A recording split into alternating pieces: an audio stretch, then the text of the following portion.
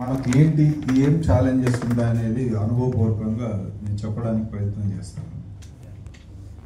ముందుగా మన Andhra Pradesh కాంటెక్స్ట్లో bonded labour సిస్టంలో ఇప్పుడు ప్రజెంట్ ఉన్న సినారియోలో గత 15 ఏళ్ళుగా ఉన్న కేసుల్లో 2 రకాల కమ్యూనిటీస్ ఉన్నాయి.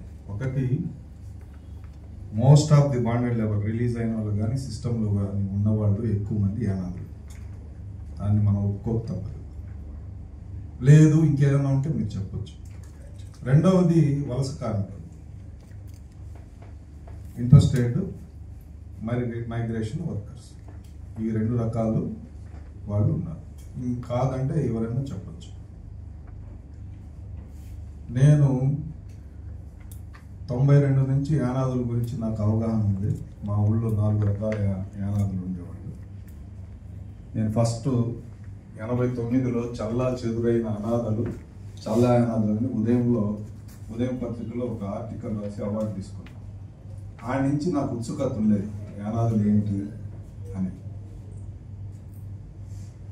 వెన్నెలకంటి రాఘవయ్య గారు మహానుభావుడు, ఆయన ఒక్కడే యానాదుల గురించి ప్రయత్నం చేసి వాళ్ళకి చేసిన సేవలకి పద్మభూషణ్ అవార్డు గురించారు గవర్నమెంట్. ఆయన ఒక బ్రాహ్మణ కులానికి సంబంధించిన ఆయన. యానాదుల స్థితిగతులు చూసి చలించిపోయి ఆయన ఓటేశారు. రెండవది ఒకే ఒక అతను ఒక రీసెర్చ్ పేపర్ 1905లో ఒక రీసెర్చ్ పేపర్ సబ్మిట్ చేశారు యానాదుల గురించి, కృష్ణన్ గారని. దాని ఆధారం ఏంటంటే సుమారుగా 7 లక్షల సంవత్సరాల క్రితం ఈ భూభాగం మీద అడుగుపెట్టినటువంటి అత్యంత పురాతనమైనటువంటి గిరిజన తెగ యానాది. దానికి యానాది అనే పేరు ఎందుకు వచ్చింది అన్న దాంట్లో చాలా రకాల ఇవి ఉన్నాయి.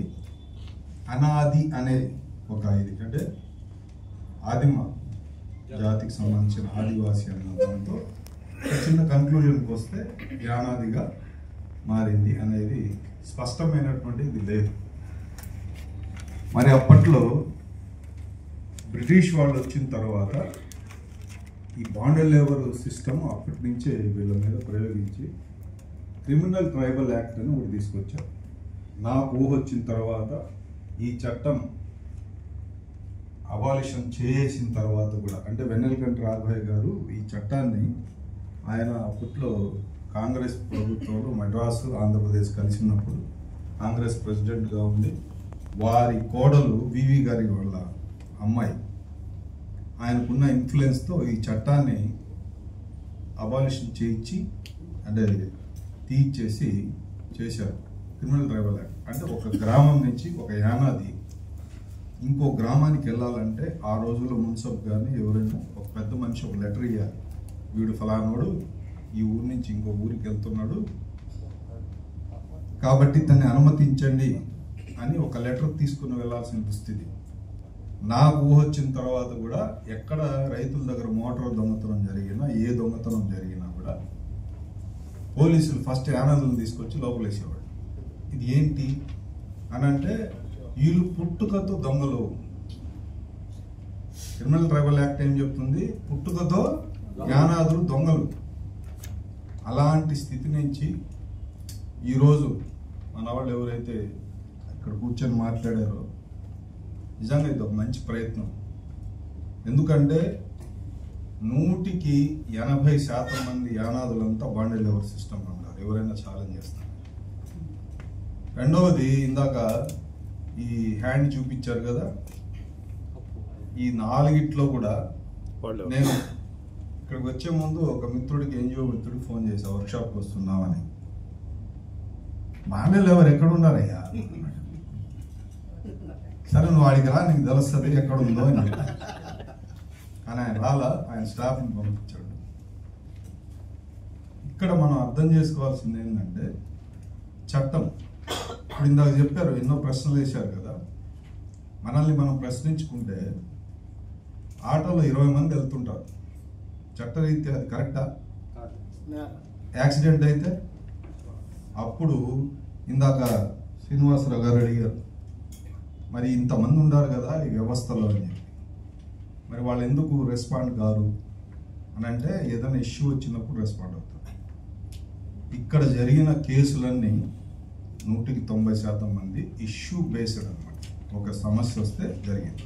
దాంట్లో ఈ ఛాలెంజెస్ విషయానికి వచ్చి నేను ఒక కేస్ స్టడీ, అంటే బ్యాక్గ్రౌండ్ కమ్యూనిటీ గురించి కొంతవరకు మాత్రమే, టైం చాలా తక్కువ ఉంది కాబట్టి ఇన్నేళ్ళ అనుభవాన్ని కొద్ది సమయంలో చెప్పడం చాలా కష్టం. నేను ప్రయత్నం చేస్తాను. ఒకరోజు మాకు ఇప్పుడు ఈ షెల్టర్ హోమ్స్ ఉంటాయి కదా, హోమ్లెస్ పీపుల్ షెల్టర్, చైల్డ్ లైన్కి నేను ప్రాజెక్ట్ డైరెక్టర్ ఉన్నాను. ఒక కాల్ వచ్చింది.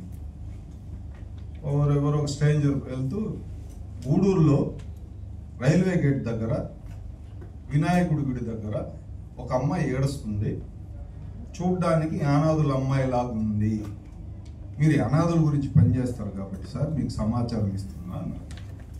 నేను మా స్టాఫ్ ఫోన్ చేసి ఆ అమ్మాయిని తీసుకొచ్చి ఎక్కడ పెట్టాలి, షెల్టర్ హోమ్ దగ్గర కారు పంపించి కారులో తెప్పించుకొని ఒక స్టాఫ్కి ఎండాస్ చేశాను. అమ్మ నీ పక్కన పడుకోబెట్టుకొని ఆ అమ్మాయికి ఏం జరిగిందో విచారించు అని. ఆ ఉదయం లేచి భయంకరమైన విషయాలు చెప్పుకొచ్చింది. ఏంటి అని అంటే, ఒక వ్యక్తి అంటే ఒక భూస్వామి వాళ్ళ పిల్లల్ని చదివించుకోవడానికి టౌన్కి వచ్చాడు అన్నమాట. పిల్లల్ని చదివించుకోవడానికి ఫ్యామిలీ వచ్చేటప్పుడు ఒక 8 ఏళ్ళ అమ్మాయిని తీసుకొచ్చుకున్నాడు. వాళ్ళ నాన్నకు 3,000 రూపాయలు ఇచ్చాడు.